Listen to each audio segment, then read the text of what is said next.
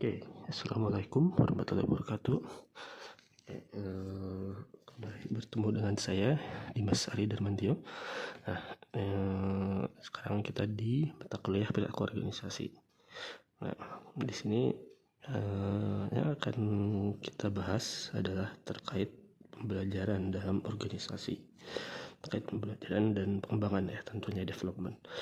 Nah, kenapa kita perlu belajar? Ya, ini terkait dengan kebutuhan untuk perubahan. Nah, pertanyaan berikutnya adalah kenapa kita harus segera berubah atau kenapa kita harus belajar? Sebenarnya bukan hanya organisasi tapi juga secara individu. Alasan pertamanya adalah terkait hasil temuan riset ya yang dikeluarkan oleh Harvard Business Review atau HBR ya, bahwa dalam kurun waktu mendatang ya,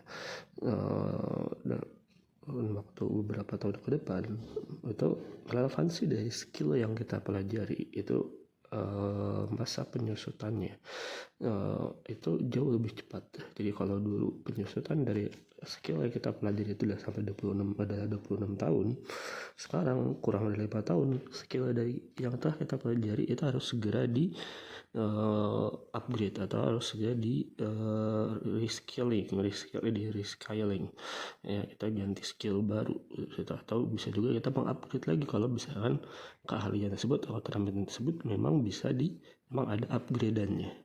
Nah, bahkan ada prediksi bahwa dalam beberapa tahun ke depan ya, ini dalam waktu 5 tahun ke depan ini banyak perusahaan itu mengalami kesenjangan keterampilan.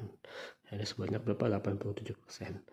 Nah, berarti di sini adaptasi itu adalah menjadi satu-satunya strategi yang tepat ya di era disrupsi ini, di era di mana sekarang ada perkembangan AI ya kan, perkembangan teknologi.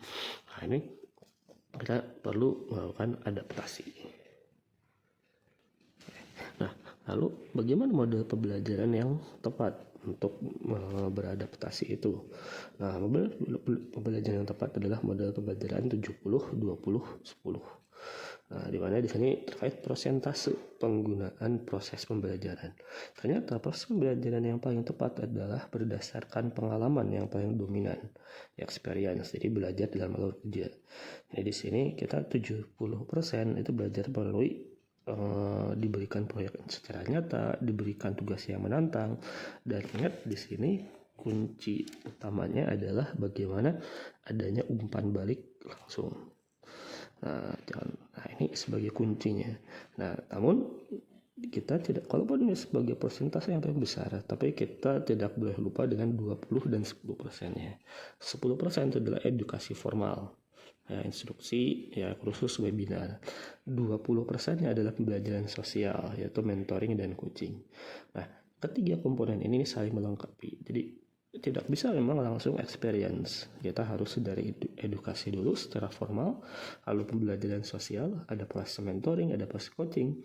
Nah, jika sudah itu kita diberikan tugas menantang, tapi ketika diberikan tugas yang menantang, memang di situ tidak cukup hanya dengan pemberian tugas yang menantang.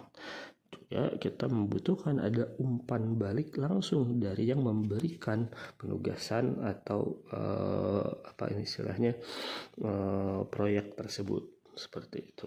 Ada ini ketika kita bicara experience itu adalah sebanyak 70%. Nah, dalam pembelajaran ini harus kita menghindari jebakan kitchen sink. Nah, kitchen sink ini apa? Ini bahwa ada masalah ya, di mana kita mungkin sering mengakses konten-konten ya, tapi kontennya itu justru malah membingungkan. Terlalu banyak pilihan ya, sehingga di sini membuat kita itu terlalu overwhelmed. Jadi terlalu banyak video atau artikel acak, tidak ada kurasi dan navigasinya sulit. Solusinya bagaimana? Solusinya ternyata adalah less is more. Jadi kita harus berfokus ketika kita pengen pembelajaran, kita walaupun itu dari video, tapi kita fokus pada satu dampak utama. Apakah ada bukti dampaknya? Apakah langsung mengatasi masalah? Dan yang ketiga, apakah konten tersebut atau yang paling kita itu memang sesuai dengan kebutuhan karyawan?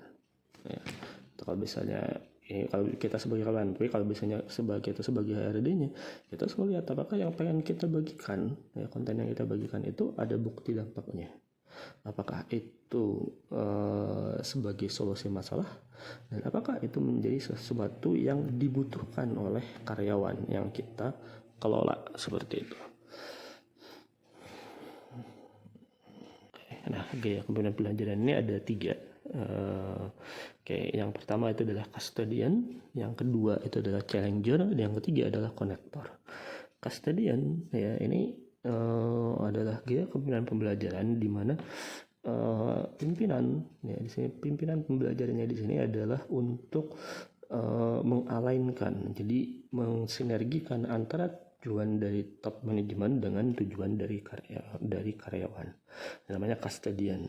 Karena nah, ini pembelajarannya berfokus pada apa? Kita ketika dipimpin oleh pimpinan pembelajaran seperti ini, maka pembelajaran kita harus fokus pada bagaimana strategi dan kinerja, menyesuaikan dengan strategi dan kinerjanya. Ya, kinerja untuk perusahaan. Metodenya biasanya adalah metode bootcamp. Nah, kalau challenger, nah ini fokus pada pertumbuhan individu. Ini cocok untuk apa? Inovasi. Metodenya adalah playground. Nah, playground berarti gimana? Playground berarti di sini ya seperti kayak kalau taman bermain, ya udah kita di free kan, kita dibebaskan. Silakan mau ini main ini. Yang penting adalah fokusnya ketika pimpinan pembelajaran adalah challenger, kita itu ditantang untuk bertumbuh. Nah, sementara konektor ini fokus pada komunikasi yang kuat. Ini metodenya adalah metode town hall. Ya, ini cocok untuk kolaborasi. Jadi misalkan ini pantas ya digunakan kalau misalkan dalam suatu perusahaan atau institusi itu membutuhkan misalkan pimpinan ketua tim untuk kolaborasi penelitian atau kolaborasi antar perguruan tinggi atau institusi, ya, yang di situ sebenarnya antar institusi itu sebenarnya mempunyai tujuan yang agak berbeda. Tapi dengan pimpinan pembelajaran yang konektor ini bisa dihubungkan seperti itu.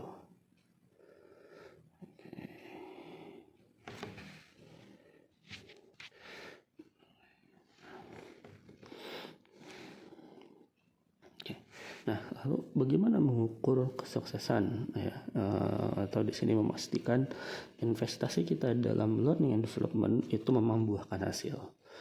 Nah, ukur kesuksesannya adalah dengan benchmarking. Nah, di mana di bagian input, nah kita minimalkan di sini gaji, jam non produktif, biaya operasional, optimasi rasio, nah dan outputnya. Nah, dan di outputnya kita maksimalkan contoh pendapatan, puasan klien, skor kinerja. Nah, jadi ketika ada proses pembelajaran, nah di situ di inputnya kita minimalkan apa optimasi rasionya, bagaimana optimasi rasionya dan bagaimana maksimalkannya. Ini harus kita perhitungkan. Jadi pas ada pembelajaran, karyawan diminta mempelajari sesuatu, apa dampaknya, gitu kan?